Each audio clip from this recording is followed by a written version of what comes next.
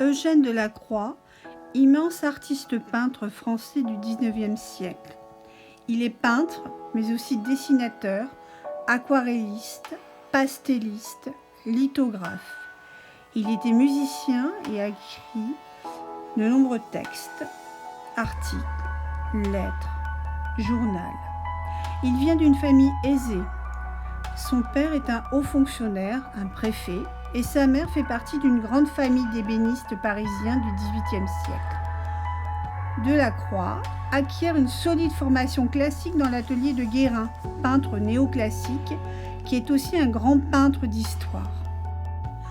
Après ses études artistiques, il exposera au salon, comme tous ses congénères, et fera scandale avec le tableau intitulé « Les massacres de Sceaux » que nous avons étudié. Sa peinture est nouvelle, pleine de fougue. Sa palette est neuve et vive.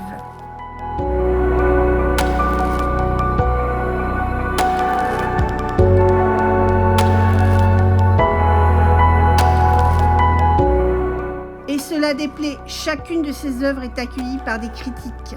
Voici quelques exemples. Il jette des seaux de peinture sur les toiles. Il peint avec un balai ivre.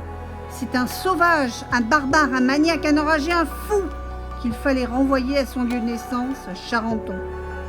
Eugène Delacroix reconnaîtra qu'il faut une grande hardiesse, un grand courage pour oser être soi devant l'hostilité unanime de la critique classique. Et il rétorqua « Je n'aime pas la peinture raisonnable ». Il va exprimer son âme avec un travail de la couleur et de la ligne sensible, beaucoup plus libre, beaucoup plus fougueuse. C'est ce que nous allons observer maintenant dans son étude intitulée « Fantasia, étude du cavalier chargeant 1825-1863 ». En haut à droite, nous avons des taches de couleur.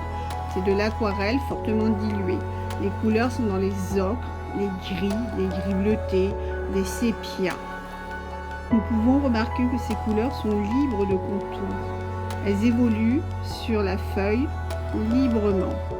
En bas à droite, le dessin d'un personnage, certainement le cavalier, esquissé librement aussi, le trait vif, nerveux.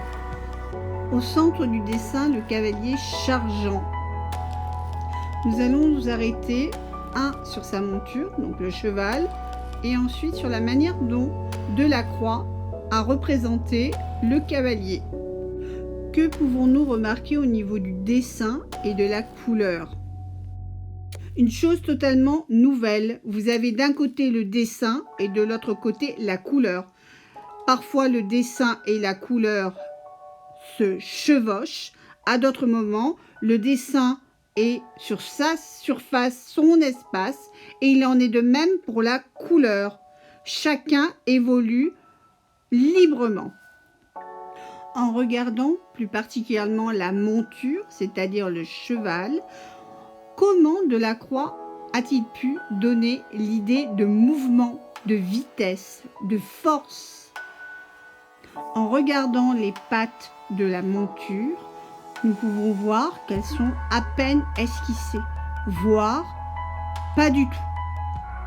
Pour travailler l'idée de rapidité, de vélocité de la bête, nous pouvons voir que d'un côté nous avons la couleur sépia qui imprime dans l'espace comme s'il y avait déjà eu un mouvement, et de l'autre côté nous avons le tracé de la patte du cheval qui est imprimé.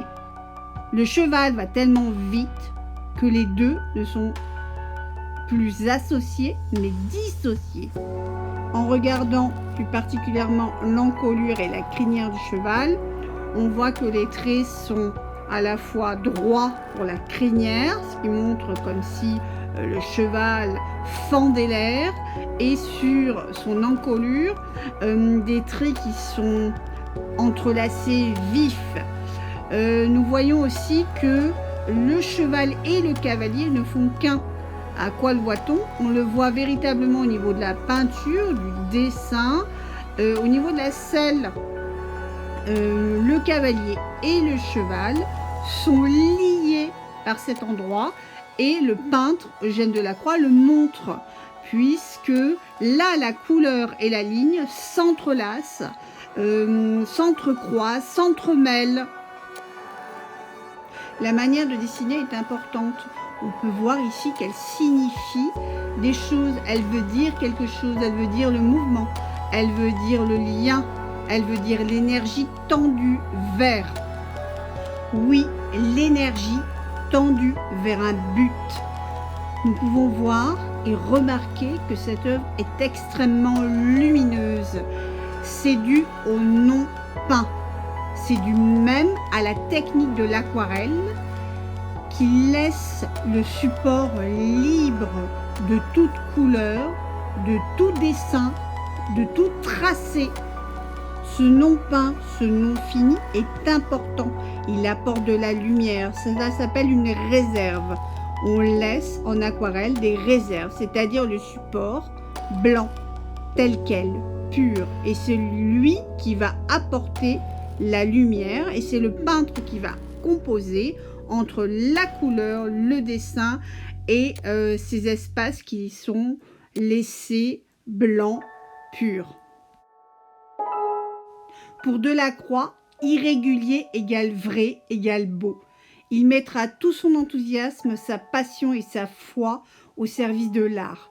Sa vie de peintre sera vouée à la révolte de la couleur contre le dessin, de la chair contre le marbre, de la liberté et du mouvement contre la mesure et la tradition. Il sera sacré chef de file du courant romantique en peinture. Alexandre Dumas, écrivain, dira de lui: Delacroix a un soleil dans la tête et des orages dans le cœur. Son pinceau est grandiose, terrible et suave.